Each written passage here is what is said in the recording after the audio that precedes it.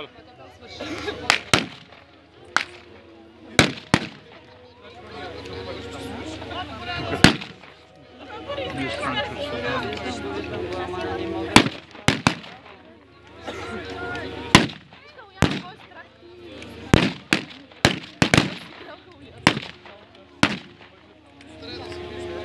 победите на отряда на капитан Попов над Моравската дивизия при Горголят, на отряда на майор Стоянов при Яровци, на отряда на капитан Паница над гвардейския конен батальон, сърбите отстъпили на хълмовете около Цари Брод.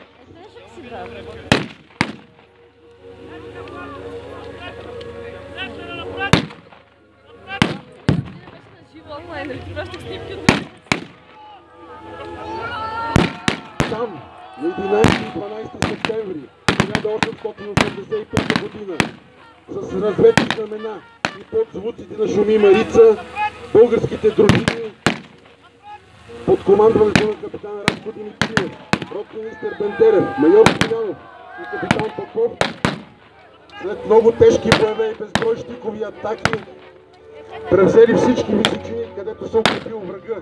И на 14 вечерта е превзет и град Пирот.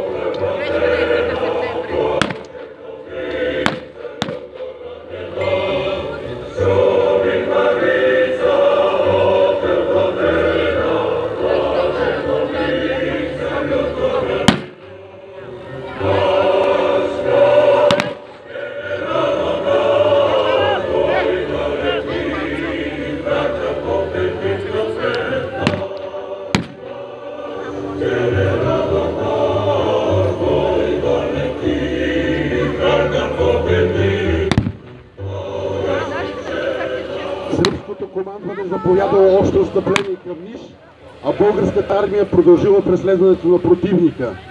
На 16 ноември в българския щаб пристигнал австро-унгарския посланник в Белград. Той заявил на княз Александър Батенберг, че ако българите продължат настъплението си, срещу тях ще се изправят австро-унгарски войски. Това накарало княза да се съгласи с предложението за примирие. В северо-западна България отряда на капитан Атанас Ожуров умело отбранявал Видинската крепост срещу цимушката сръбска армия и не й позволявал да я превземе, нанасяйки много загуби в жива сила.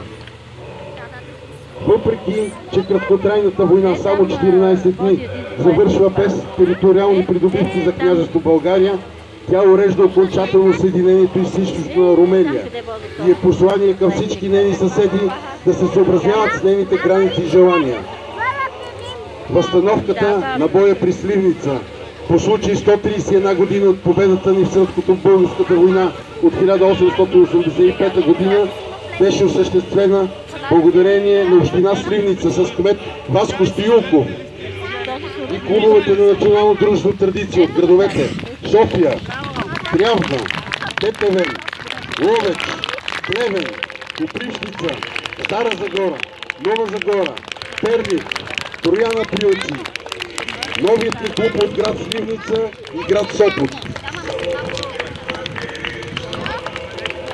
На всички вас горещо ви благодариме, героите на сръбско-българската война от 1885 година го заслужават. Ние, техните потомци, трябва да ги боготвориме, трябва да знаеме техните дела, да четем и разказваме за техните подвизи и никога да не ги забравяме. Вечна слава на героите и нека да бъдат пример за идните поколения. Ръководител на възстановката Ивайло Танчев.